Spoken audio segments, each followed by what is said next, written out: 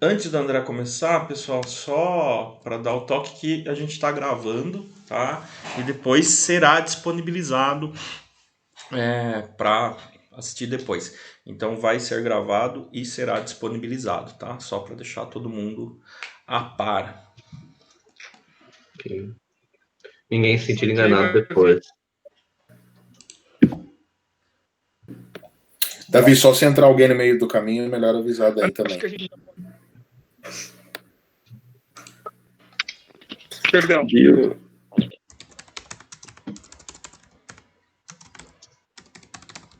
Perdão, não vai. Nossa, Marcos, a conexão tá muito ruim.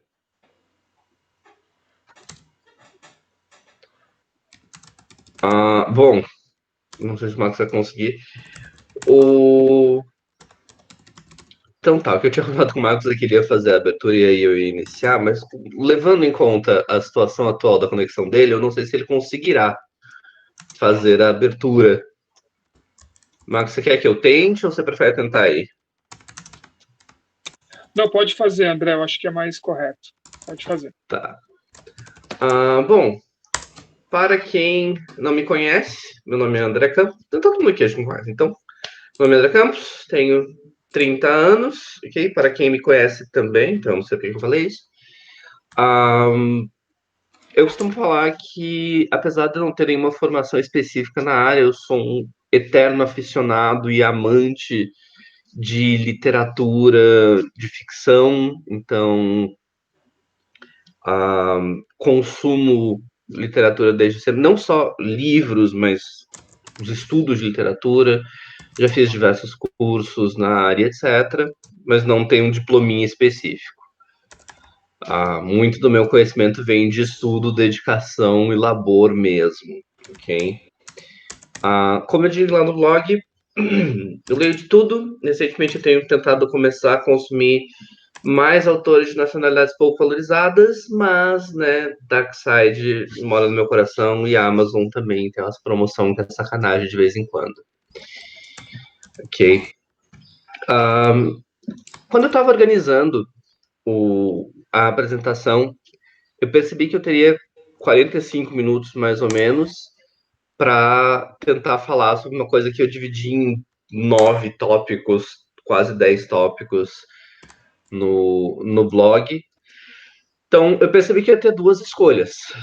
Ou eu dava uma mega enxugada no que eu tinha para falar, ou eu fazia apresentação em rap.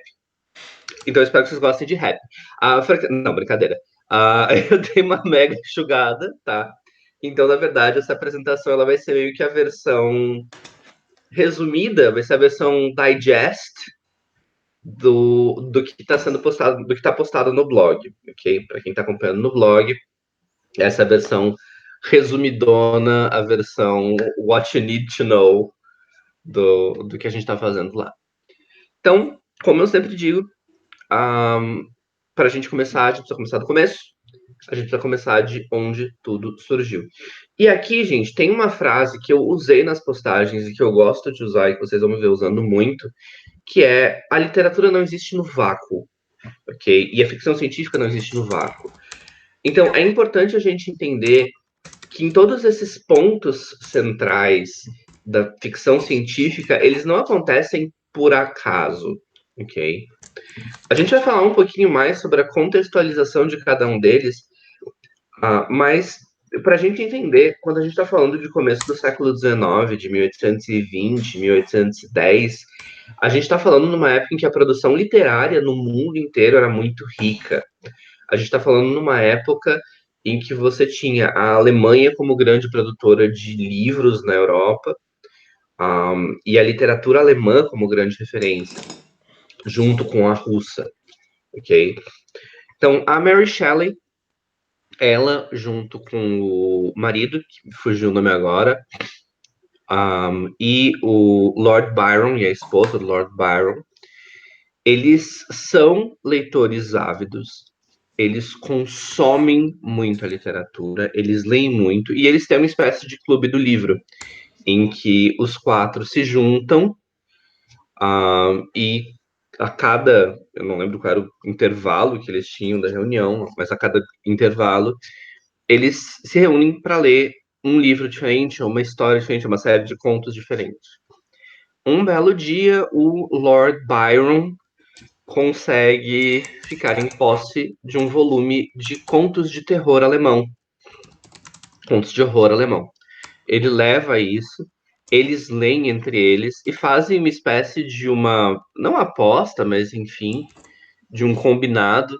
A aposta naquele sentido em que a galera aposta hoje em dia um engradado de cerveja, sabe? Aquelas apostas com compromissos que todos vão compartilhar no fim das contas.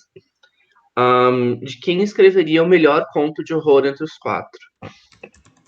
O Byron escreve o dele, o Percy, que é o marido da Mary Shelley, escreve o dele, a esposa do Byron abandona o projeto, e a Shelley tem um bloqueio criativo e não consegue escrever o dela. Até um belo dia em que, lendo notícias sobre os movimentos científicos, ela lê algo sobre os projetos do Darwin no sentido de uma propaganda mesmo, não era uma notícia imparcial, tentando desfazer da pesquisa dele, num periódico até religioso da época. Ela tem pesadelos com isso, e ela sonha com essa noção, ela tem um pesadelo com essa noção de alguém tentando criar vida em laboratório. Acorda, escreve, rabisca sobre esse pesadelo que ela teve, mostra ao Lord Byron. Lord Byron olha para ela e fala: gostei da brincadeira, vamos transformar isso num livro, basicamente. Tô parafraseando, tá? As palavras não foram literalmente essas. E daí surge Frankenstein. Então, a primeira versão de Frankenstein é editorada pelo próprio Lord Byron. Ok? Surge Frankenstein de Mary Shelley, que depois passaria a ser entendido como o primeiro livro de ficção científica publicado. É importante aqui a gente entender que a Mary Shelley ela não era uma escritora de ficção científica, porque ficção científica não existia na época em que ela escrevia. Então, o lance dela é que ela inventou o gênero, ok? Da mesma forma, quando a gente olha para Júlio Verne, a gente está falando de alguém que pegou aquele conceito que o Frankenstein tinha de fazer uma extrapolação do possível, porque em última instância a própria Mary Shelley abre dizendo que abre aspas, o Dr. Darwin e alguns fisiologistas alemães têm dado a entender que o fato sobre o qual se fundamenta esta ficção não é impossível de acontecer. Não se deve pensar que o alimente a menor crença em tal imaginação. No entanto, admitindo-a como base da obra de fantasia, eu não me considerei como apenas tecendo uma série de horrores sobrenaturais. Essa premissa que ela descreve seria a base fundamental do que é a ficção científica, uma extrapolação do possível. A distinção entre o que ela faz e o que o Júlio Verne faz é que o Júlio Verne pega isso e traz para muito mais perto do provável. Ele olha e fala: o que provavelmente acontece quando a ciência se extrapola? E o Júlio Verne ele faz muito trabalho de pesquisa, ele tenta se fiar muito e se basear muito em ciência real para produzir o conteúdo dele. Ainda que a gente saiba que muito da ciência dele estava errada e muito do que ele busca estava errado, o trabalho de pesquisa e descrição científica dele são muito ricos. O que hoje talvez, o que para os padrões modernos torna a literatura de Verne um pouco cansativa e até talvez um pouco chata, porque ele tenta passar muitos detalhes de pesquisa e de ciência e de qual seria a ciência por trás daquilo que ele está propondo, ok? Muito bem. Com isso estabelecido, vamos para 1900. Em 1900, a gente tem que lembrar que o mundo começava a se formatar para o que seria a maior guerra que ele já tinha visto até então. A Primeira Guerra Mundial ela não aconteceu do nada, ela não foi algo que pegou o mundo de surpresa. ela se configurou ao longo do tempo. Você começou a ter as divisões dos poderes, você teve a queda do Império Bávaro, do Império Franco-Prussiano no século XIX. Você começa a ter essa configuração de mundo em que as tensões estão cada vez mais elevadas, em que as disputas estão cada vez mais acirradas, e o mundo começa a caminhar para essa estrutura de guerra. Nessa estrutura de guerra, o centro de produção cultural do mundo deixa de ser a Alemanha, da Europa, perdão, não, do mundo na época, deixa de ser a Alemanha e passa a ser a França. E aí a gente tem H.G. Wells. A diferença fundamental entre H.G. Wells e Júlio Verne se torna, na verdade, a Académie Française. A Académie Française, ela era a maior academia de produção de alta literatura na época do Wells, e ela olhava para os trabalhos de Júlio Verne e o tratava como literatura de ralé, como literatura pobre, como uma literatura que não tinha sofisticação. O H.G. Wells é a primeira pessoa que consegue pegar esse conceito da literatura de ficção científica e levar ele para dentro da Académie Française. Na Académie Française, ele desenvolve a ficção científica como um gênero que poderia ser acessado pela nobreza, pela high society beautiful people, vamos dizer assim. E aí você tem A Máquina do Tempo, que é a grande obra do H.G. Wells, em que ele propõe essa ideia de que um cara conseguiria elaborar uma máquina do tempo e viajar para conhecer o futuro, ok? E ver como seria o nosso futuro, o futuro da humanidade. Esse projeto do H.G. Wells, ele tem dois filhos dentro do mundo da ficção científica. O primeiro deles é as distopias, sobre as quais a gente vai falar agora, e o segundo é o futurismo, sobre o qual a gente vai falar um pouquinho mais para frente, mas que são os dois gêneros que são grandes definidores da ficção científica como a gente a conhece hoje, ok?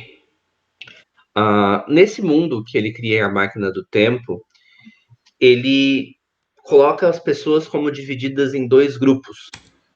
Os Eloi, que são criaturas élficas, nobres e elegantes e sofisticadas, e os Morlocks, que são essas criaturas brutas que moram dentro da terra e que vivem de laborar e de manter os mecanismos daquele mundo funcionando. Os Eloi vivem às custas dos trabalhos dos Morlocks, e eles chegaram a um ponto de ter uma mentalidade quase infantil, de tanto que eles são entregues ao prazer e entregues ao lazer, sem nenhum tipo de trabalho. Enquanto os Morlocks são o grupo que trabalha, e que labora e que labuta.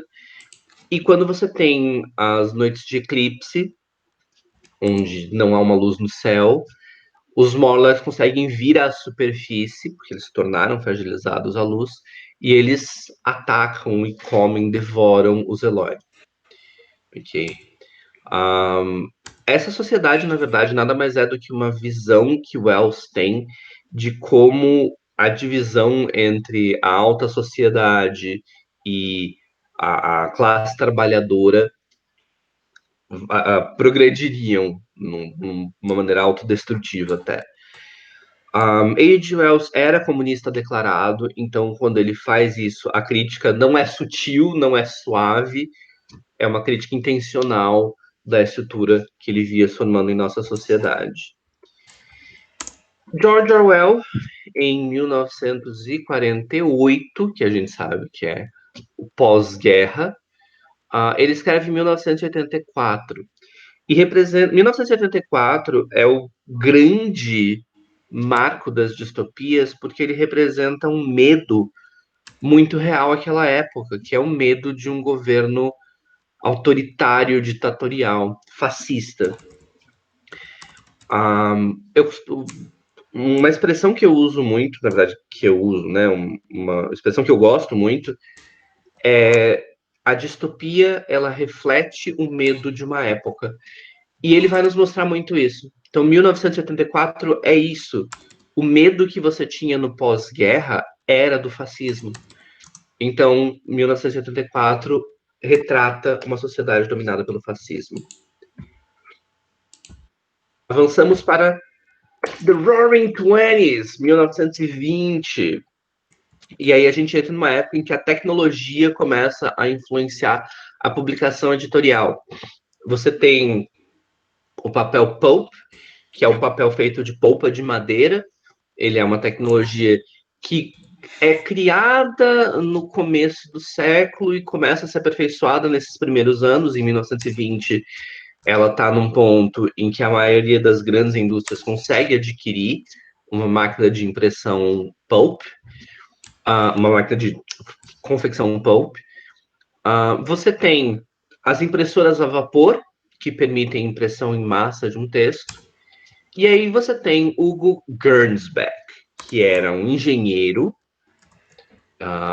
Ele gostava de consumir bastante literatura, mas em essência ele era um engenheiro, ele era um empreendedor. E ele olha para aquela tecnologia e ele olha para o fato de que você está numa sociedade em que você tem muito mais autores do que você tem demanda por livros. E ele percebe que existia um mercado, um nicho a ser explorado. E ele monta a primeira revista Pulp, Weird Tales. Né? No começo tinha outro nome, eu esqueci qual era o nome inicial. Acho que era Amazing Stories, alguma coisa que valha. Ele monta essa revista, reúne esses autores e os contrata para escrever pequenas histórias, para escrever contos e coisas do tipo que ele pudesse publicar. Gernsback era um cara complicado. Ele convenientemente se esquecia de pagar os seus autores. Ele usava muitas das práticas editoriais que até hoje a gente considera abusivas. A distribuição, a maneira, o repasse dele do lucro de produção para os autores era bastante limitado. Ele exigia muito dos autores, ele manipulava muito as obras durante a editoração, mas é inegável que ele foi muito importante para o gênero da ficção científica, e não só, na verdade.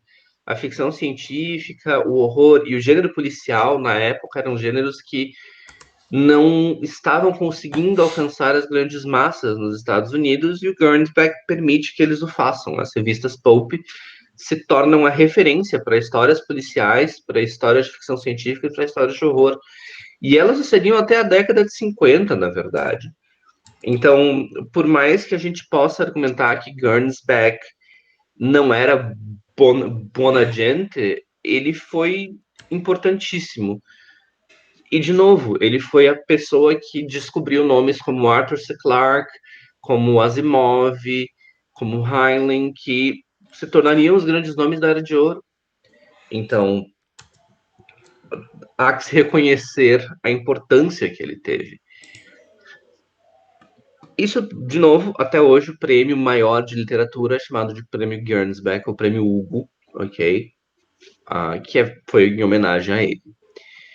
Uma vez que alguém olhou para aquele modelo que ele estruturou e falou, deixa eu fazer isso, só que não ser um filho da mãe no processo, a gente tem a chegada de John Campbell e os Amazing Tales.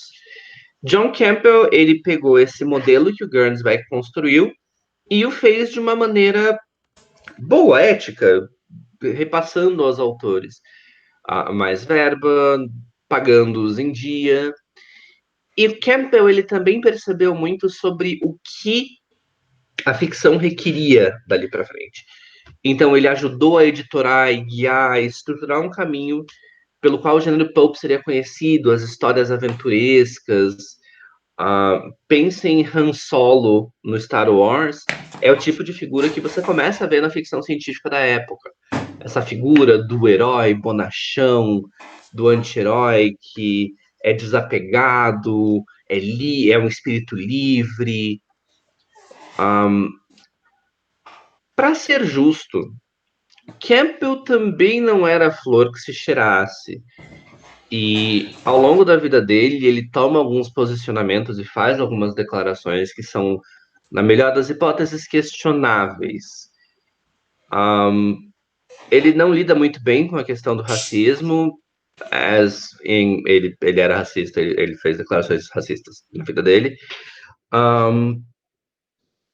Em diversos pontos, as obras dele transparecem um viés ideológico meio autoritário e fascista em suas edições. Portanto, por mais que do ponto de vista empresarial e editorial ele tenha sido extremamente eficiente, extremamente importante, é importante a gente mencionar que ele também era uma pessoa com suas falhas e seus defeitos, graves que fossem. Mas vamos adiante. Chegamos em 1950, a era de ouro da ficção científica. E em 1950 tem 3 nomes, ok, que a gente precisa mencionar: Isaac Asimov, Heinlein e Arthur C. Clarke. Essas 3.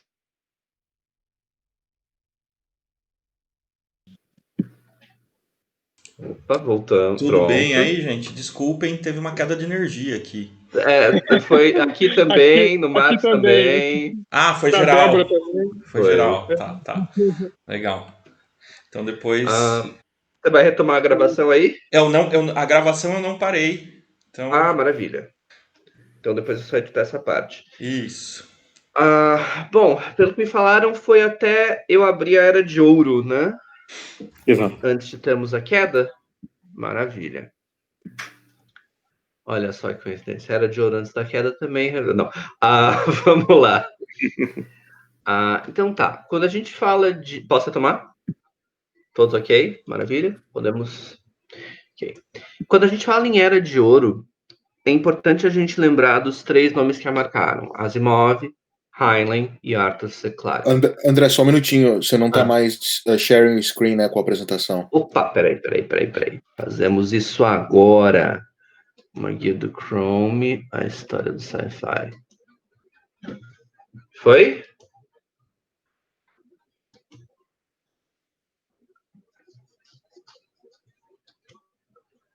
Ok, maravilha. Então tá, retomando o que eu estava falando. Os 3 nomes que a gente precisa prestar atenção quando a gente fala de Era de Ouro, que a gente precisa lembrar quando fala de Era de Ouro, são Asimov, Heinlein e Arthur C. Clarke.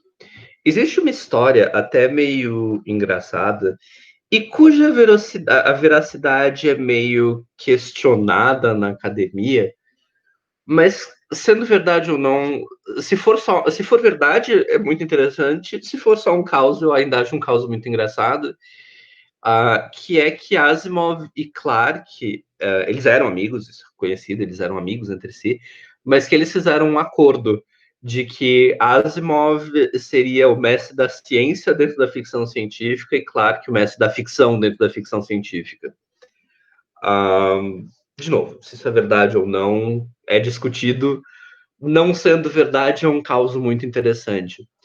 E isso realmente procede, porque Asimov, ele abraça aquele conceito do futurismo que começou a tomar forma lá com Júlio Verne, e ele olha para aquilo e ele dá forma àquilo. Então, ele vai olhar para a robótica, ele vai olhar para a inteligência artificial, ele vai olhar para as pesquisas que começavam a tomar forma na década de 50. Óbvio, nenhuma delas tinha a forma que a gente conhece hoje. Elas eram muito mais primitivas em seu desenvolvimento. Então, ele vai olhar para a formatação dessa noção do computador, e ele vai se perguntar o que acontece quando isso dá errado, ou se isso dá errado. E muita gente tem a impressão de que esse se isso dá errado do Asimov é uma falha na máquina. Mas não. Na maioria dos textos do Asimov, sejam os contos ou os livros, os erros que acontecem são erros humanos. de certa forma, o nosso medo da máquina acaba sendo uma profecia autorrealizável, em que por ter medo e que por tentar criar mecanismos para impedir o progresso da máquina, a gente cria um monstro que acaba nos eliminando, a gente cria um monstro que acaba se tornando nosso problema. Asimov era um defensor do avanço tecnológico, do progresso tecnológico. As perguntas que ele fazia eram muito mais da natureza do custo ético e do custo humano desse avanço. Ele estabelece as 3 leis da robótica, que são usadas até hoje, tanto na ficção científica quanto na robótica. Ok? A primeira é que um robô não pode ferir um humano ou, por inação, permitir que ele se fira. A segunda, que um robô deve obedecer às ordens dos seres humanos, exceto em caso em que essas ordens conflitem com a primeira. E a terceira, que um robô deve proteger a própria existência, contanto que isso não conflite com a primeira e segunda leis. E aí ele vai criar contos em que o interesse corporativo, por exemplo, tenta manipular essas 3 leis, e aí ele tenta deixar a terceira lei tão importante quanto a primeira e quanto a segunda, e você tem robôs que são inutilizáveis, porque você dá a eles uma ordem e qualquer mínima ameaça que aquele robô detecte, ele vai fugir daquilo. Ou você tem, por exemplo, forças militares tentando anular a primeira lei, e isso se volta contra eles, obviamente, porque, claro, como não iria? Então, Asimov cria muito do que é conhecido como futurismo hoje, como a robótica e como inteligência artificial, como a ficção da inteligência artificial e da robótica. Ok? Enfim. É importante a gente entender que Asimov é um cara que teve mais de 500 livros, de 500 obras publicadas, ok? Então, o cara escreveu pra caramba e ele explorou pra caramba esses temas, ok? Seguindo adiante, a gente tem o Robert Heinlein, ok? E aí tem uma sessão do James Portnow, que eu gosto bastante, em que ele fala: poucos autores foram chamados de fascistas, libertários e ávidos defensores dos direitos iguais ao mesmo tempo. Mas até aí, poucos autores são Robert Heinlein. E Heinlein é um cara complicado na melhor das hipóteses. Ele começa a trajetória dele escrevendo livros de ficção científica infanto-juvenis, então ele tenta trazer a ficção científica para um novo público e trazê-la à inserção de um novo público. Ele escreve Nave Galileu, ele escreve The Cat That Walks Through Walls, que nunca foi traduzido em português, porque esse vai ser um padrão que a gente vai ter daqui para frente. E aí ele se desentende com o governo Eisenhower, quando o governo Eisenhower anuncia que irá encerrar os testes nucleares. Heinlein era um militar, então, de novo, a literatura não existe no vácuo, isso não veio do nada. E ele acreditava que os testes nucleares e o desenvolvimento bélico era a única forma dos Estados Unidos garantirem a supremacia. Algo que ele defendia que era o que deveria ser feito. Então, quando o governo Eisenhower faz isso, primeiro o Heinlein publica uma carta aberta ao governo Eisenhower, com termos não muito bonitos, em que a parte mais light da carta ele fala o incompetente líder da nação que, acovardando-se em sua sala, teme permitir que os Estados Unidos cheguem ao poder hegemônico que merece. Cara, super gente fino, Heinlein. E aí, quando essa carta é mal vista, entre aspas, ele olha aquilo e ele fala: tudo bem, eu vou comunicar isso então da forma que eu sei comunicar. Ele abandona a escritura de texto infanto-juvenis. Ele não publica, desde então, desde 58, Heinlein não publica mais nenhuma obra infanto-juvenil. E ele resolve que ele vai agora escrever para adultos, o termo que ele mesmo usa. E ele publica Tropas Estelares. Tropas Estelares é muito importante, porque é um livro que cria um subgênero, cria um nicho, que é a ficção científica militar, futurismo militar ou Space Marines. Então, Warhammer 40k vem disso. Então, todas as histórias futuristas em que você tem uma força militar e o herói militar vem disso, o Ender's Game vem disso. Só que também temos que olhar para Tropas Militares e olhar que é um livro que defende ideais autoritários, ideais nacionalistas, ideais fascistas.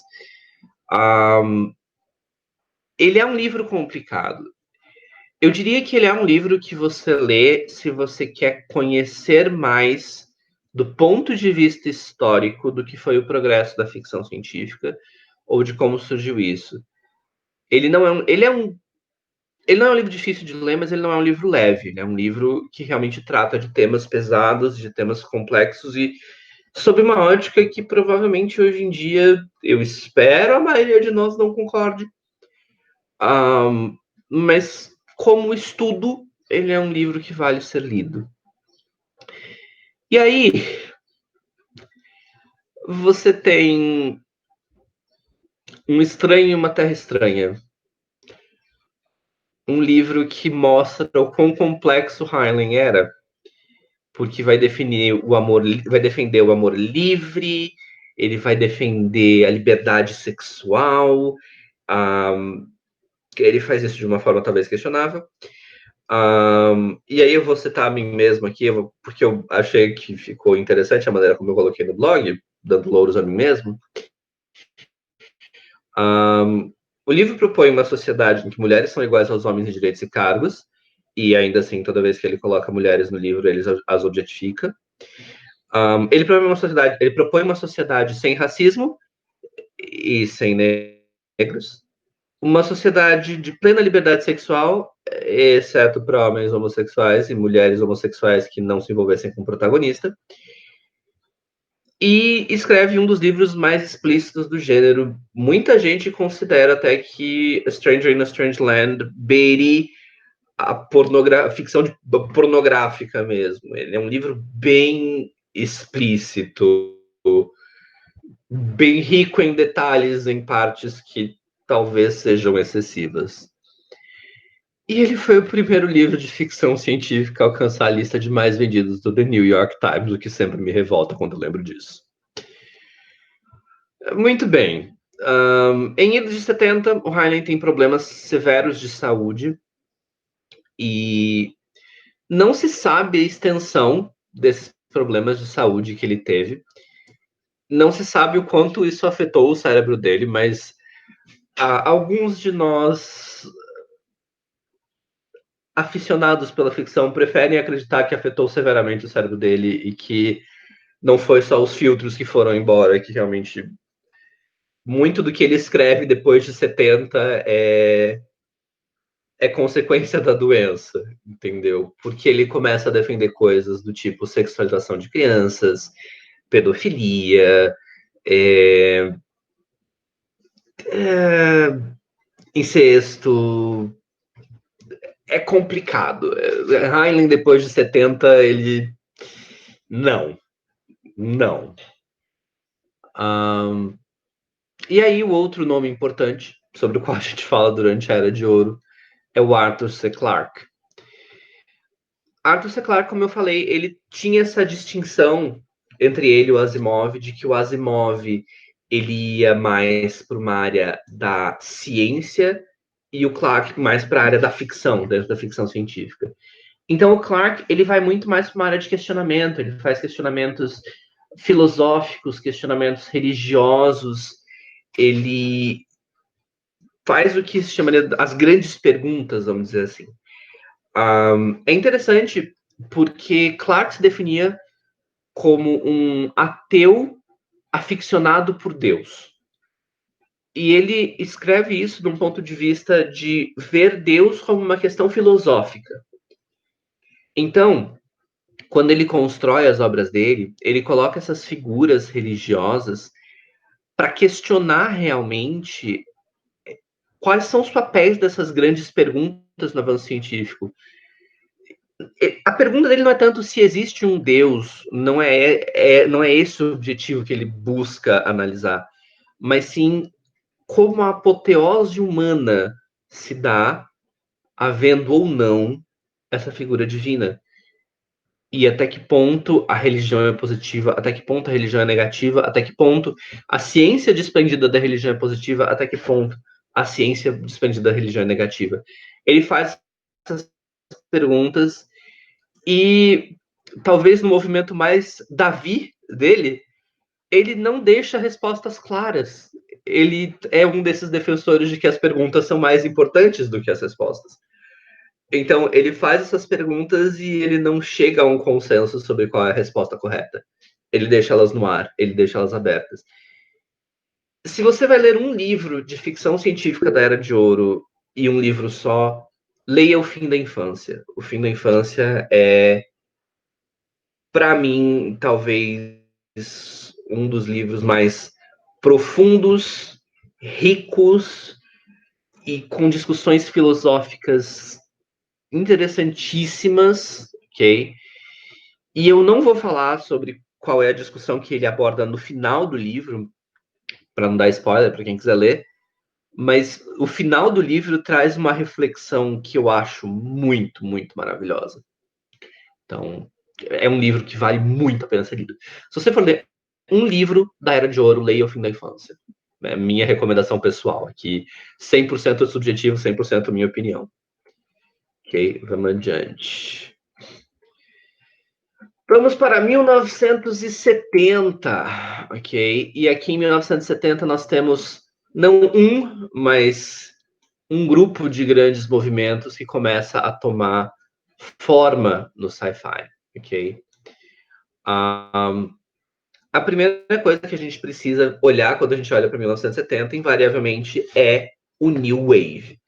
O New Wave é um movimento que ele vem da estrutura, das portas que o Clarke abre.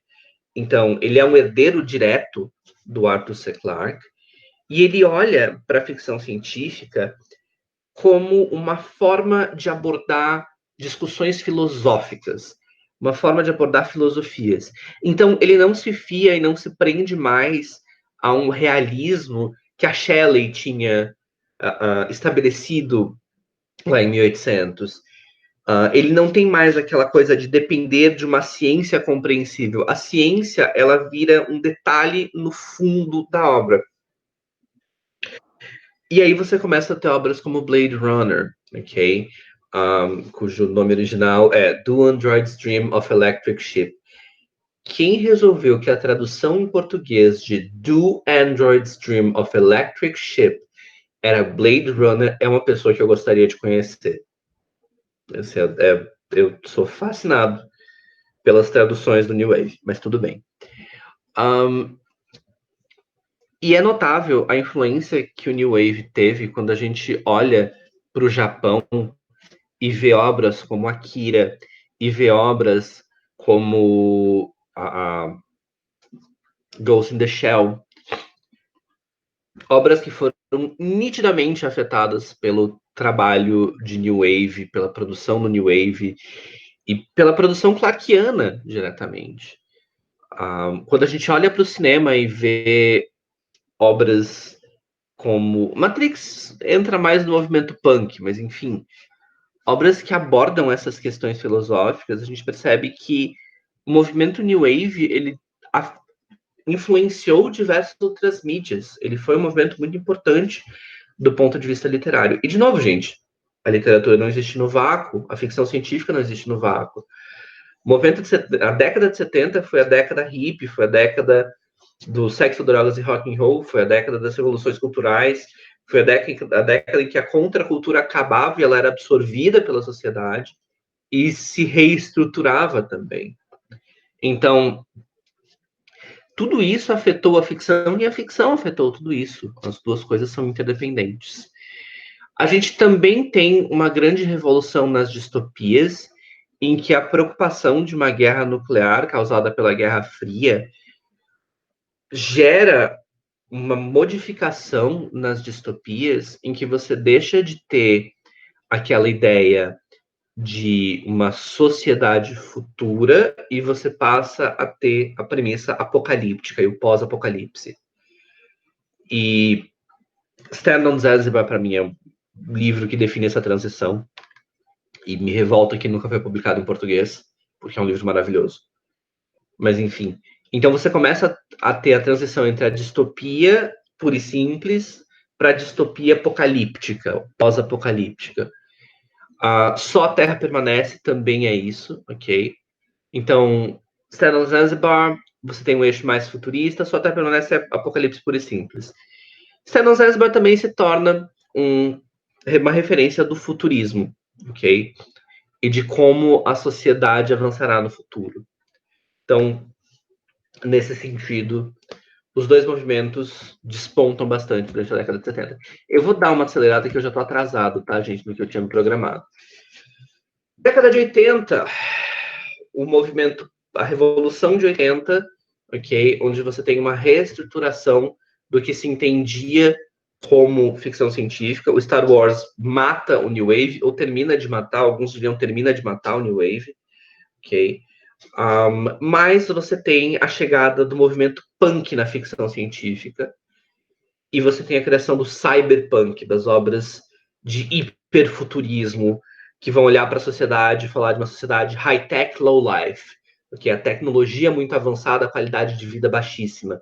E aí, de novo, eu vou me referir a Akira, eu vou me referir a caramba, segunda vez que eu esqueço, Ghost in the Shell, eu vou me referir a grandes obras, e Neuromancer, ok, é a obra, quando a gente fala em cyberpunk, é o marco do cyberpunk na sociedade, é Neuromancer. E se você lê Neuromancer, você vai perceber que Matrix vem dele, é um filho de Neuromancer. Não haveria Matrix se não houvesse Neuromancer, não haveria Matrix se não houvesse cyberpunk. Então, a literatura, de novo, afetando as outras mídias. Ok? Vamos adiante. E aí temos os anos 2000, ok? E a pergunta do e agora? Onde vamos, para onde estamos? Algumas pessoas começam a chamar o movimento de pós-cyberpunk, ok? Eu, pessoalmente, não utilizo ainda esse título, porque eu acho que esse movimento não se configurou direito e não tem ainda uma grande obra que vai definir para a gente o que é o pós-cyberpunk ou o que é esse momento de pós-futurismo. Em compensação, a gente tem grandes obras que mostram para a gente ou um futurismo, uma retomada do futurismo mais puro, ou até uma retomada de certas questões mais filosóficas. E eu coloquei a história da sua vida, primeiro, porque eu acho maravilhoso, e segundo, porque eu acho que é um bom exemplo de como a gente tem uma retomada de certas questões filosóficas do ponto de vista da ficção científica. E há uma esperançazinha remota lá no meu coração, que talvez seja só isso, uma esperança, mas é uma esperança que aquece meu coração, de que a gente talvez tenha a condição de ver uma retomada da ficção científica New Age, com essas questões mais filosóficas, com essa ciência mais como pano de fundo, ok? Não sei, é uma coisa que me ocorre. Enfim, guys. É isso, basicamente. Quem acompanhou os blogs viu que tem muita coisa que eu deixei de fora. Quem acompanha as postagens viu que tem muita coisa que eu deixei de fora.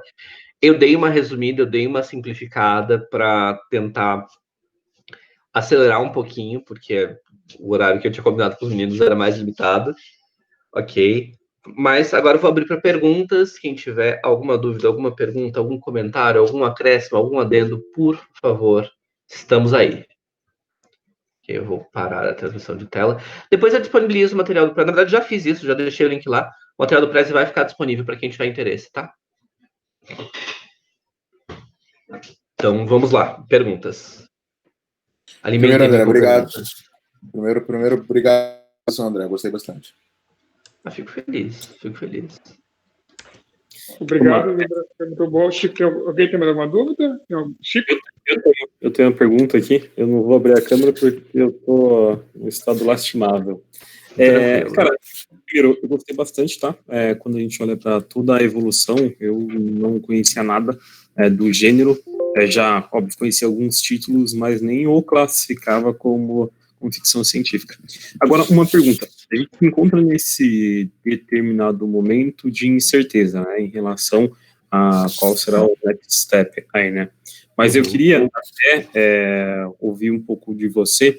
Como você acredita que o momento em que nós nos encontramos enquanto sociedade, em que há esse boom de tecnologia, né? Quando a gente fala sobre nanotecnologia, quando a gente fala sobre conceitos de gerenciamento de informação na indústria, olhando para todo o conceito 4.0, como você acha que todas essas vertentes reais podem influenciar este gênero?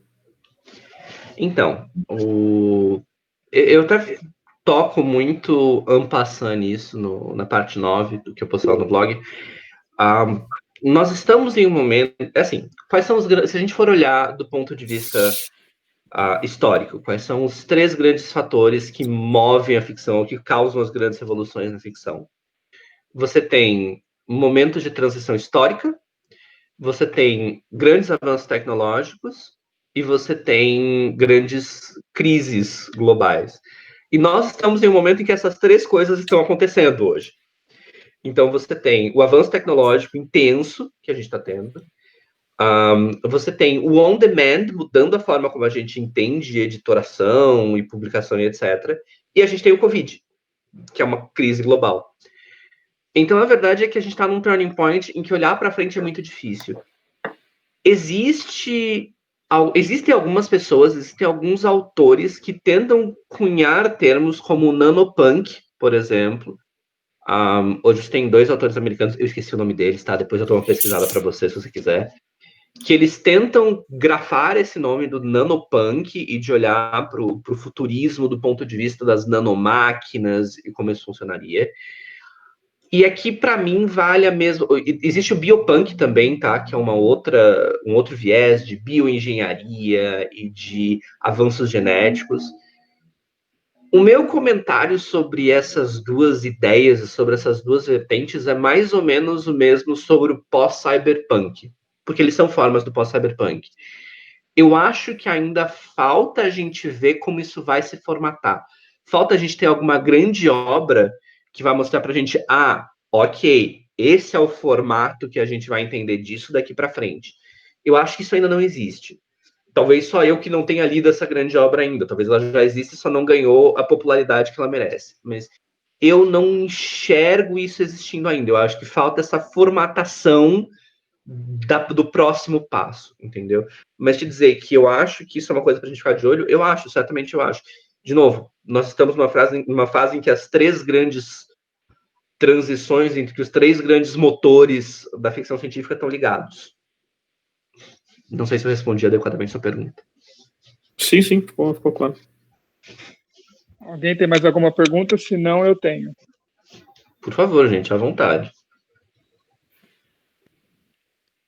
Tá, André, eu vou fazer uma pergunta aqui e me perdoe se eu toque em algum assunto que você já até falou, tá? Tranquilo. Nesse último ponto, você falou de uma palavra que me veio à cabeça aqui, acho que é New Age que você usou, né? Isso. New Wave. New Wave, isso. Isso. E aí eu me pergunto assim, eu até li, eu só não li acho que os 2 últimos, ou o último que você publicou lá do post, e a minha pergunta, ela é assim, me parece que, acho que no primeiro livro, eu não lembro, agora não vou lembrar o nome, tá? Que falava do ano de 2010, que foi escrito lá em 1900, alguma coisa Sternon assim. Zanzibar. Isso, Então, era uma utopia para aquela época, né? E até mesmo pegando até um pouco o gancho do que o Chico falou, nós hoje, pessoas normais, assim, vamos dizer assim, com uma inteligência média, nós temos muita informação da coisa de ciência, né? Nanotecnologia é uma delas, por exemplo, e etc. E a minha pergunta para você é: há mais espaço para que a gente crie utopias e distopias que possam remeter a uma realidade, que me parece que tudo que a gente vive de ficção científica está acontecendo hoje, ou a gente já Desculpa, chegou seu no áudio deu limite? uma cortada aí no final para mim, eu não consigo entender o finalzinho do que você falou agora. Eu perguntei assim, se há espaço para que autores escrevam mais sobre ficção científica, ou utopias ou distopias, ou se nós já atingimos tudo devido a gente já ter acesso a muita coisa nova. Não sei se eu consegui ser claro. Cara, Essa resposta quem vai dar para você não sou nem eu, é a Suzanne Collins. Ela criou um gênero novo de distopia vendo notícia sobre reality show e sobre guerra. E ela fez um reality show de guerra, de Battle Royale, e transformou isso numa distopia chamada Jogos Vorazes. Sim, há espaço. Enquanto a nossa... De novo, as distopias, elas são um grande reflexo do medo de uma época. O medo de 1920 era um. O medo de 1945, 1948 era outro. O medo de 1960 era outro. O medo de hoje é outro. Enquanto o medo que a gente tem como sociedade continuar a mudar, é claro que as distopias continuarão a evoluir. Então, hoje, de repente, a distopia está retratando o medo de uma sociedade em que o Big Brother existe, em que tudo é gravado, tudo é televisionado, e a privacidade não existe. Talvez a gente possa olhar para os Jogos Vorazes como um reflexo disso. Então, sim, eu acho que a distopia continuará evoluindo enquanto a sociedade continuar evoluindo. Os medos mudam, as distopias mudam. E eu acho que a gente ainda vai ver, nos próximos anos, assim, ficar de olho 2025, 2020, alguma coisa assim, a gente vai ver um grande número de obras de distopias pós-apocalípticas, de pandemias globais em sociedades desestruturadas e despreparadas para lidar com essas pandemias. Se eu tivesse que casar dinheiro, seria essa a minha aposta. Só mais um adendo, isso também se aplicaria para utopias, né? Utopia é um gênero que eu não trato tanto, porque, e na verdade, eu vou fazer mais uma postagem ainda no blog, a parte 10 vai ser o meu Notas e Adendos. E o Notas e Adendos, uma das coisas que eu vou adicionar é a minha frustração de que não dá para falar de tudo, eu tive que priorizar. A utopia, ela tem um papel dentro da ficção científica que, por mais que seja muito interessante, que é essa noção ela traz um otimismo e uma esperança à ficção científica, do ponto de vista de avanço histórico, ela não é tão relevante. Enfim, você não tem uma linha temporal em que você consegue estabelecer a utopia como um subgênero, por exemplo. Porque, normalmente, quando você usa a utopia como ferramenta na ficção científica, ela tem a função de ser o contraponto, de ser o conflito social de um anti-herói que não se enquadra nessa utopia, entendeu? Não sei se a minha resposta foi muito clara. Se não foi, me avisa que eu reformulo. Não, foi sim. Gostei. Mas eu acho que sim, há espaço, há sempre espaço.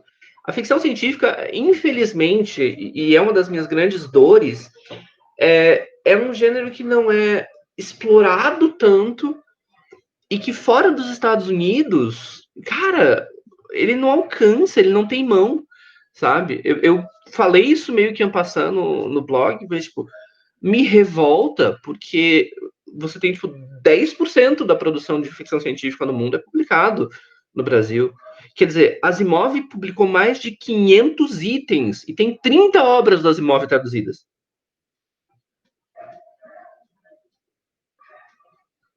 É muito pouco. Entendeu? Tem grandes autores, ganhadores do prêmio Hugo, ganhadores de prêmio Nebula, que, cara, se tornaram referência na ficção científica e nunca chegaram no Brasil. Stanton Zanzibar, que para mim é um puta de um livro importante, nunca veio para o Brasil, entendeu? Isso me revolta bastante. Então, sim, há espaço. O Júlio ia perguntar alguma coisa, eu cortei ele 2 vezes, coitado. Então, André, uma pergunta que eu tenho tem a ver com a definição que foi falado sobre sci-fi, a definição mais resumida ou brusca, não sei, foi falado, até o Fábio gostou, também gostei, que é uma extrapolação do possível, né?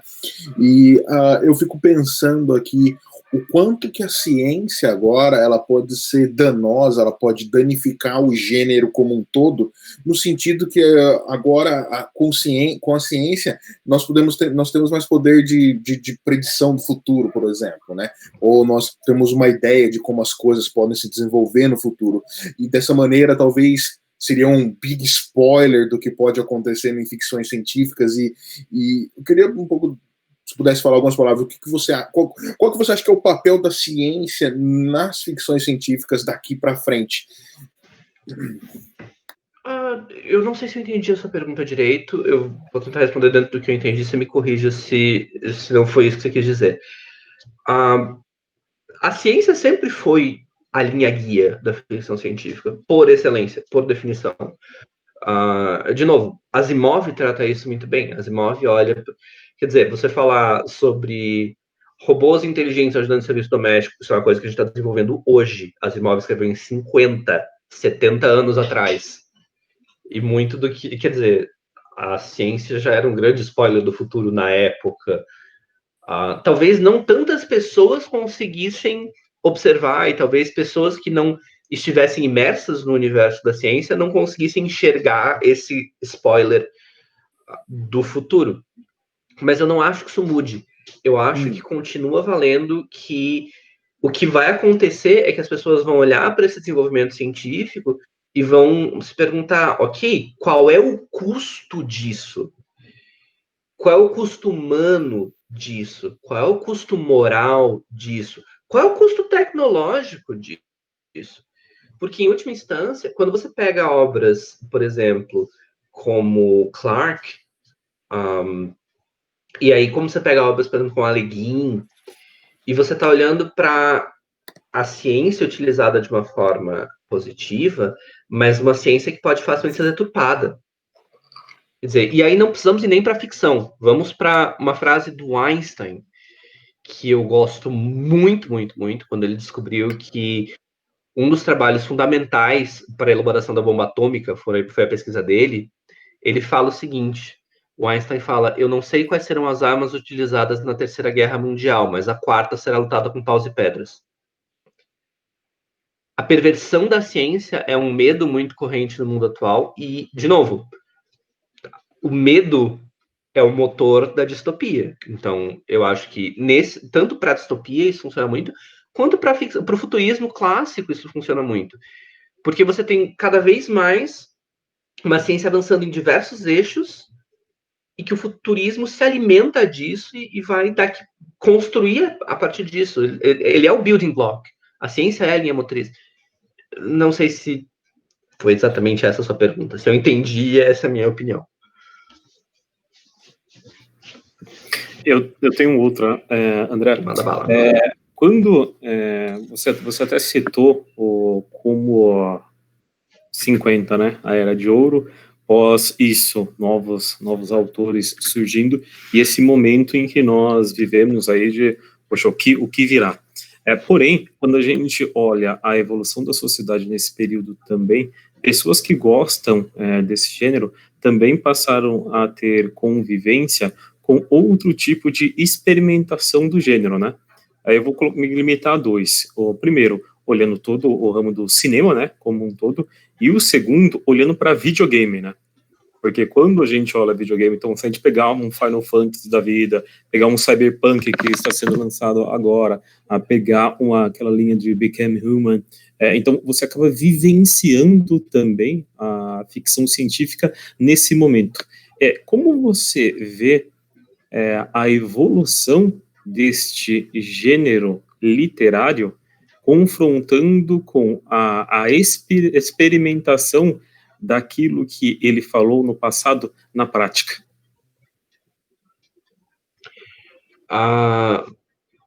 Tá, eu fiquei um pouco confuso com a pergunta. Só destrinchar uma informação que você falou. Era de Ouro, a gente tá falando de 50 a 60, 70 mais ou menos, tá? Você não começa a ter uma presença da ficção científica no cinema até 77, com Star Wars, tá? E que, de novo, entra todo aquele debate, aquele fogo de mato, no qual eu não vou entrar aqui, se Star Wars é ficção ou é fantasia, não importa para o nosso debate.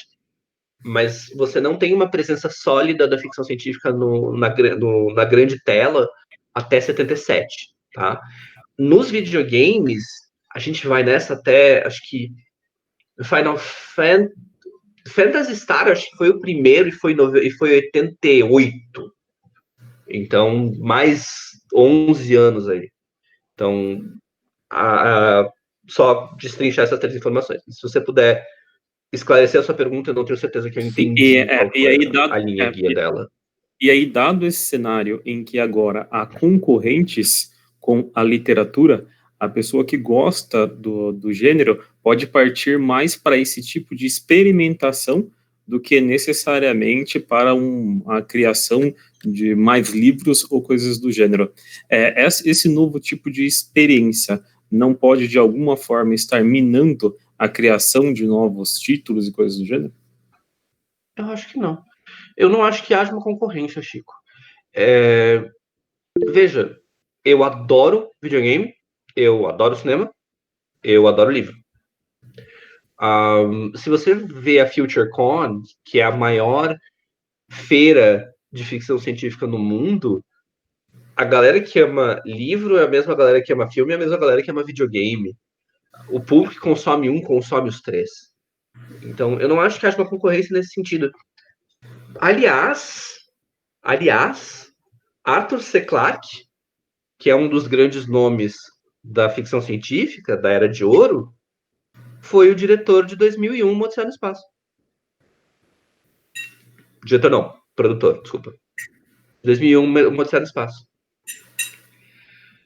Você tem em diversos pontos grandes nomes de uma mídia transicionando para outras livremente.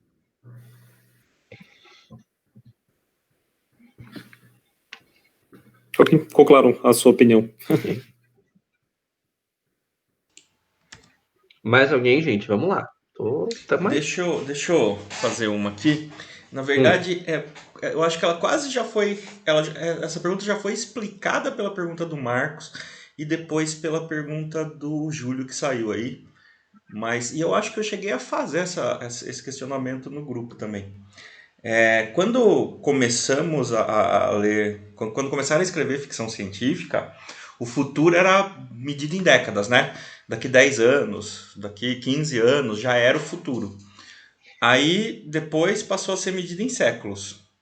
E aí, levando em conta todo esse cenário que a gente vê, isso que já foi colocado de como é factível a gente prever um futuro provável hoje, com mais precisão, quanto tempo, qual é a linha do tempo agora que é necessária para criar essa ilusão, essa aceitação da ilusão do futuro fantástico? Entendeu a pergunta, André? Entendi. Eu não sei se eu concordo com a premissa. Crônicas Marcianas do Bradbury em 3040 já falava em um futuro de milênios para frente. Da mesma forma, eu acho que sim, é meio que uma pirâmide de Maslow. A gente está numa situação em que hoje a gente está mais confortável, é mais fácil a gente olhar mais para frente, entendeu? A gente já sanou algumas necessidades prévias que a gente tinha. Não todas, nem por um segundo, mas já sanou algumas necessidades prévias que a gente tinha, já consegue olhar mais para frente com mais facilidade, sim, até porque a tecnologia avançou e nos permite isso. Eu continuo achando que o futuro daqui a 15 anos, e é daqui a 100 anos, e é daqui a 1.500 anos, e é daqui a 10 mil anos. São etapas diferentes do progresso da sociedade humana, mas eu acho que existe espaço para se abordar todos eles. Eu sou tão curioso para um livro que vai retratar a sociedade 2030, quanto eu sou para um livro que vai retratar a sociedade 30.020, entendeu? Não sei se foi uma resposta eficiente à pergunta. Enfim. Não, foi sim, é isso aí. Obrigado. Imagina. Chico? Chico queria falar. Não. Eu só abri aqui, mas pelo menos as minhas dúvidas foram sanadas e eu acredito que Star Wars dá para só o Star Wars ser um grande encontro nosso. Cara, se vocês quiserem fazer toda a discussão de gênero sobre Star Wars, eu acho que isso dava um encontro de umas 2, 3 horas fácil, assim. Então eu queria... Isso está sendo debatido há anos na comunidade. Acho que desde que Star Wars foi publicado pela primeira vez, a sociedade, o grupo de fantasia e ficção científica bate boca sobre isso. Então, eu queria fazer uma pergunta para você e para o Davi, que aparentemente os dois gostam do título também. Quando nós olhamos a bibliografia de Star Wars, deve ter uns 40 livros, né, para mais até se bobear. Quais são aqueles que vocês recomendariam para as pessoas que não assistiram, né, todos os filmes até agora, mas gostariam talvez de lê-los, né? Então, aí temos um pequeno problema chamado Disney. Porque o que aconteceu? Todos os grandes livros de Star Wars produzidos antes da nova trilogia deixaram de ser considerados canônicos. Canônico. Não fazem mais parte da história oficial. Eu vou completar a colocação do André aqui, já que você me colocou no meio do rolo, Chico. No artiguinho que eu escrevi lá para me intrometer na série do André, eu indiquei um quadrinho lá, que é o Legends, é uma série de quadrinhos da Panini. E o Legends, ele tem uma característica, que ele nunca foi canônico, porque ele é baseado nos roteiros originais antes de serem transformados nos filmes e tal. Então ele nunca foi canônico. Tanto que a frase lá, que a força esteja com você, não sei se vocês viram que eu fiz como é no Legends, que a força dos outros esteja com você. Que tinha uma referência religiosa muito mais forte no Legends. Então talvez seja uma coisa para ler, mas assim, é outro universo. Tá? Não é nem o da Disney, nem o anterior. É a ideação original, digamos, teoricamente, né? A gente não sabe também que tem todo o lado comercial, mas o discurso é esse. Eu gosto de todas, em termos de gosto pessoal por livro, eu gosto de toda a série do Aftermath, que é o Marcas da Guerra, Dívidas da Honra e Fim do Império. Eu gosto do Dark Disciple, eu não sei se foi publicado em português, eu acho que não. Que fala sobre o mestre do Darth Sidious, então o cara que foi o mentor do imperador, que foi o cara que conseguiu enganar a morte, inclusive, que ele cita nos filmes. Mas, de novo, tudo isso deixa de ser considerado canônico com a vinda da Disney na brincadeira. Então, é meio broxante, assim. Você lê um negócio, é maravilhoso, e aí de repente, não, essa história não existiu, não. Beleza, legal, campeão, valeu. Ô André, eu sempre, voltando, desculpa falar, acho que nem é o tempo só falar de Star Wars, mas é só uma dúvida rápida. Eu sempre soube que existiam 6 livros, e existem mais de 6? De Star Wars? Disney. Esquecendo a Disney. Olha, eu te dou até um número se você quiser. Tem bastante livro, viu? No Era da Ascensão temos 5, 6, 7. Era da Rebelião tem 1, 2, 3, 4, 5, 6, 7, 8. Já são 15. No Journey temos mais 5, 20. Temos um da Nova República, 21. Temos Darth Bane, mas é uma trilogia, então 24. Temos Legacy, 25. Temos a série do Aprendiz, que é 1, 2, 3, 4, 5, 6, 7, 8, 9, 10, 11, 12, 13, 14, 15, 16, 17, 18, 19, 20. Secrets, temos séries da aventura, temos Approaching Storm, que é mais trocentos livros. Tem muito, viu? Tem livro pra caçamba. Caramba, eu não sabia disso. Eu ouvi o Chico falando mais de 40, eu falei, mas peraí. Tem. Só que, de novo, a maioria deles não vale mais. E tem um lance, Marcos, que eu acho que talvez seja isso que você tenha ouvido. Uns anos depois que saiu a trilogia, a primeira trilogia, né? Aquela linha do tempo foi lançada em 12 livros que depois viraram 6 volumes. Mas é aquela linha do tempo, entendeu? Aqui no Brasil rolou isso. Entendi. Não é só a história dos três episódios, mas aquela linha de história. Era da Rebelião, né? Cara, eu não lembro o nome, mas eu lembro que eram 12 volumes e depois acho que foi relançado com 6 volumes. Eu confesso que sobre os livros publicados de Star Wars, eu não li todos, nem por um segundo. Então, eu talvez não seja a pessoa ideal para te responder isso. Mas eu vi algumas da série antiga. Tentarei ler. Enfim. Mais alguma coisa? Mais alguma dúvida? Algum questionamento? Algum desabafo? Da minha parte, não. Acho que foi muito proveitoso, assim. E realmente uma visão de gênero nova para mim, assim. Parabéns mesmo. Para mim, a ficção científica, fora dos Estados Unidos, nos Estados Unidos um pouco também, nos Estados Unidos pelo menos é mais difundido. Aqui no Brasil, sofre um pouco do efeito Tostines. Lembra daquela? Tostines vende mais porque é fresquinho ou é fresquinho porque vende mais? A ficção científica não tem público no Brasil porque não é publicado ou não é publicada porque não tem público? Entendeu? Para mim, sofre um pouco esse efeito Tostines, porque, cara, não tem, sabe, difusão no Brasil. Eu fui procurar, enquanto eu estava escrevendo, se a gente tinha algum grande movimento brasileiro de ficção científica. Não tem. Não existe.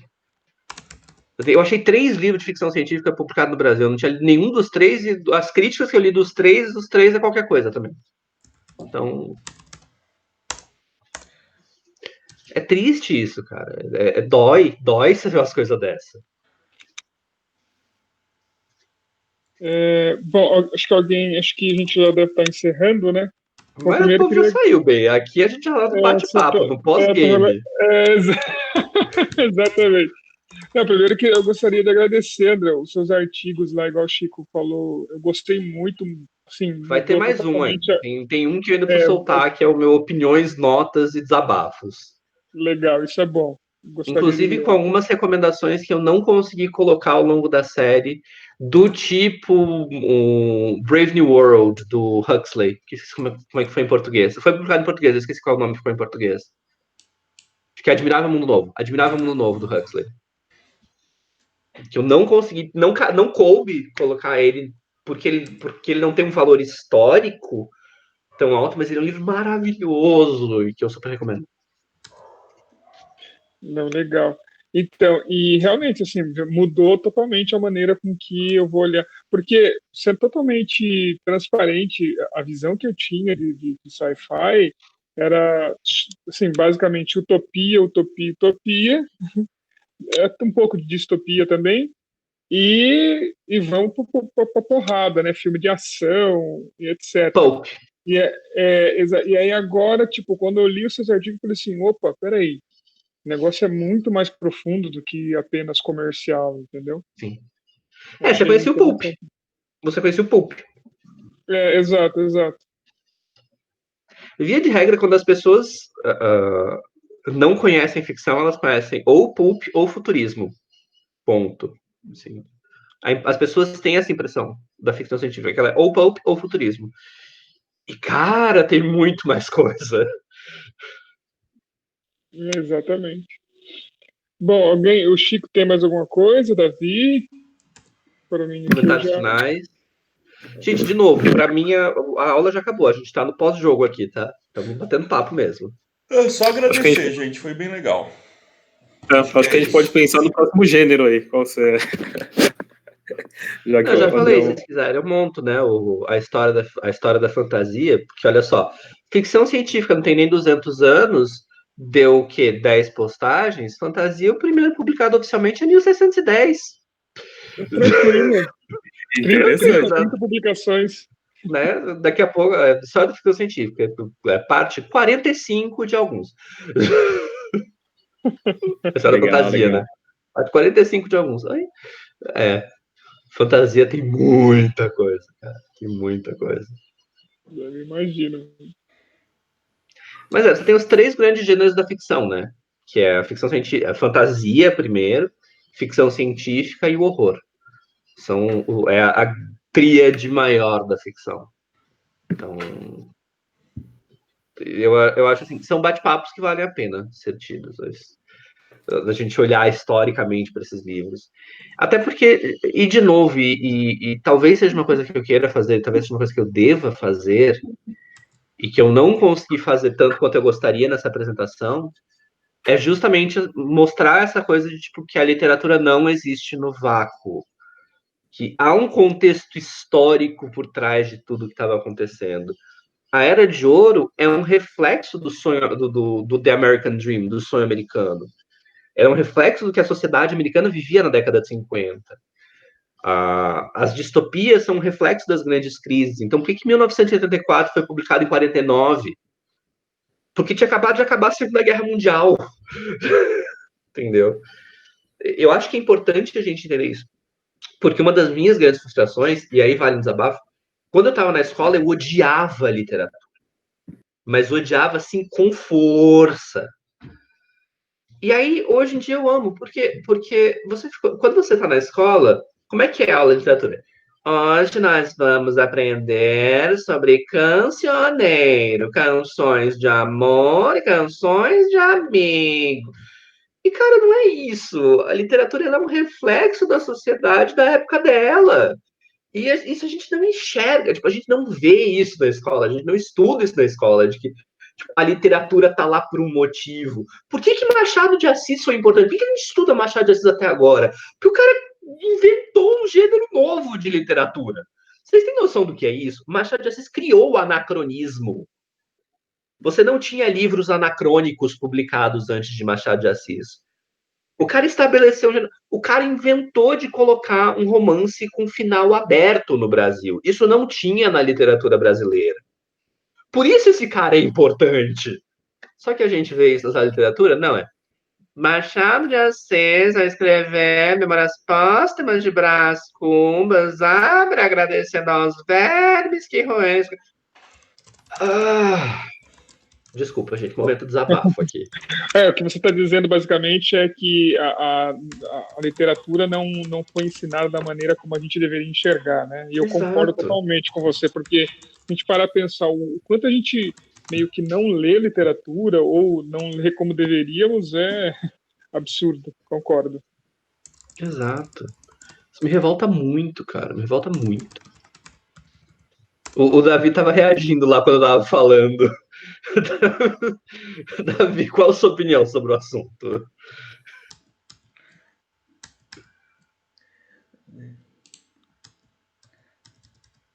O professorado é difícil, né, gente? Assim, não, né? A escola da escola foi uma coisa muito cruel, né? Então é isso, é exatamente isso. Assim, a gente não...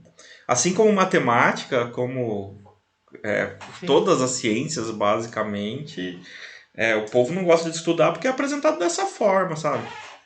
Tipo, lê aí Machado de Assis. Primeiro, né?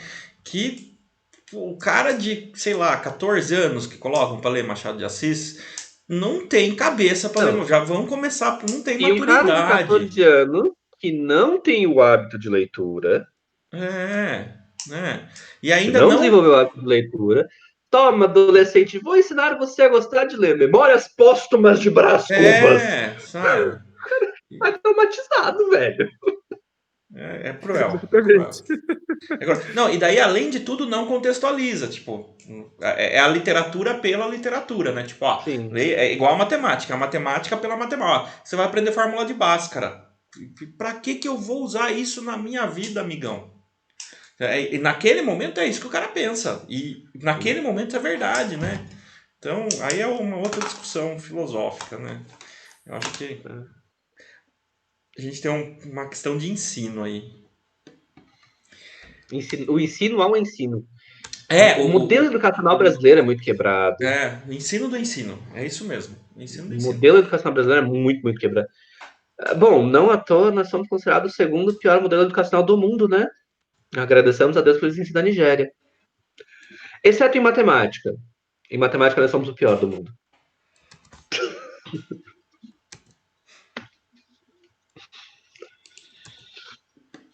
É triste, cara. A cátedra no Brasil não é fácil. Não, Davi.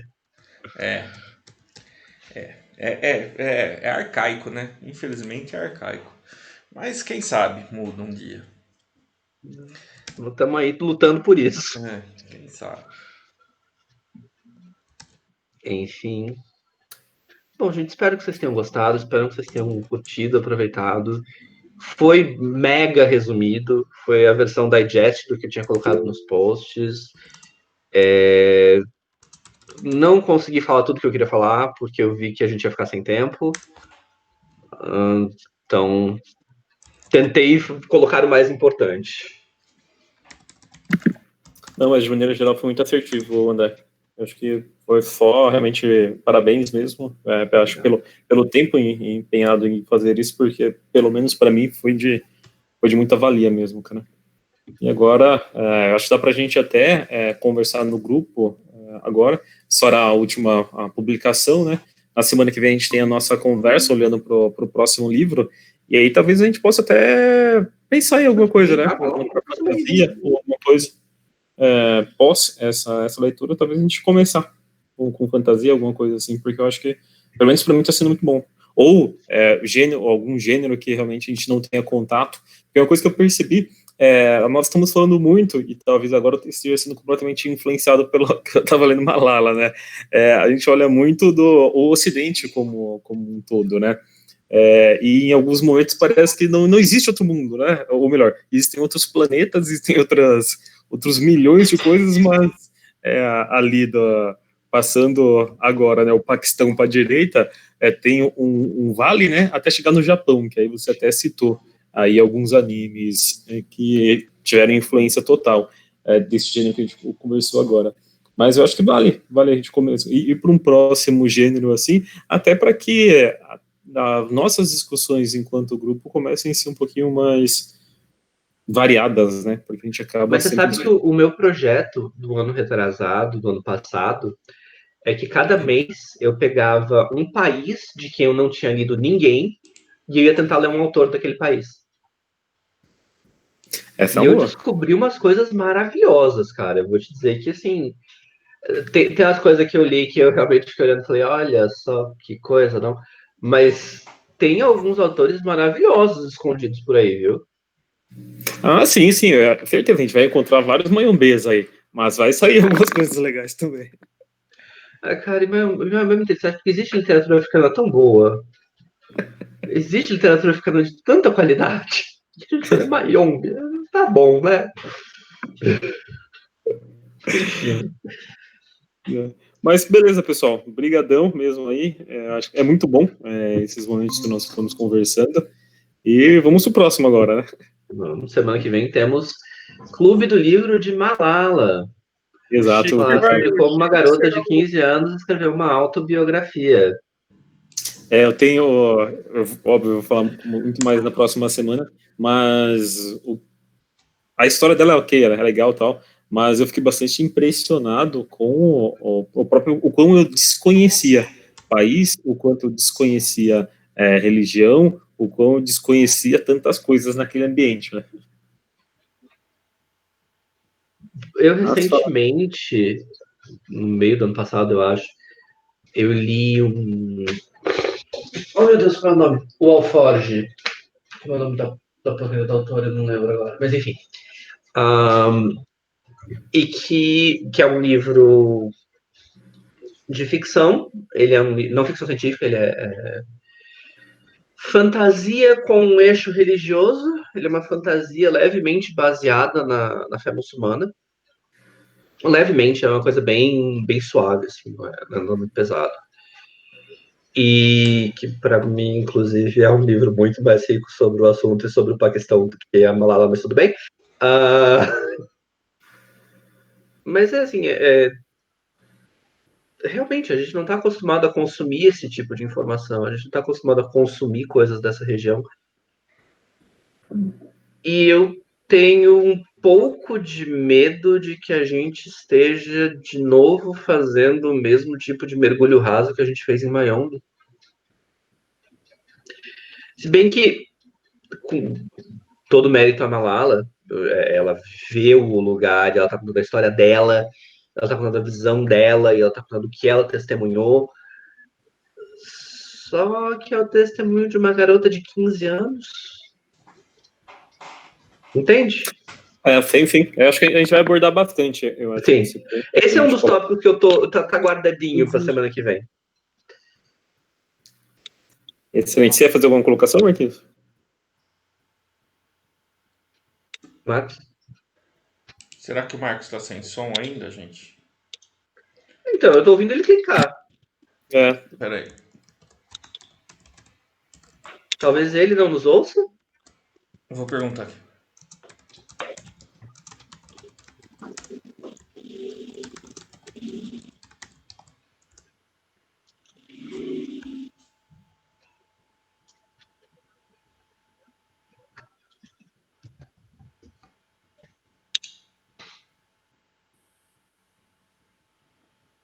Acho que ele está sem som.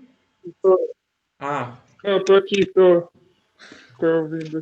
Eu tava ouvindo o Chico falar sobre, vocês falarem aí, sobre Malala.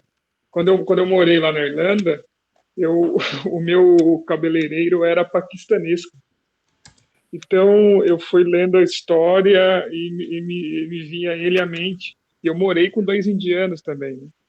E também morei com um marroquino ele era do Islã mesmo, assim. Eu vi ele fazendo o jejum do Ramadã, esqueci. Ramadã, exato. E assim, eu via ele na cozinha lá no Ramadã, ele tremendo, porque ele não podia comer e a gente fazendo comida, né? A gente respeitando o cara pra caramba. Então, assim, eu fiquei muito lembrando deles em todos os momentos que eu li o livro, assim, achei bem interessante. Mas eu também pondero muito o que o André colocou, a menina muito nova, né, a gente não pode nem se basear muito nela, né? E a questão que também tem uma jornalista que ajudou a escrever, né? A gente não pode esquecer disso, né? Tem uma visão ocidental forte aí, né? É isso que quer dizer.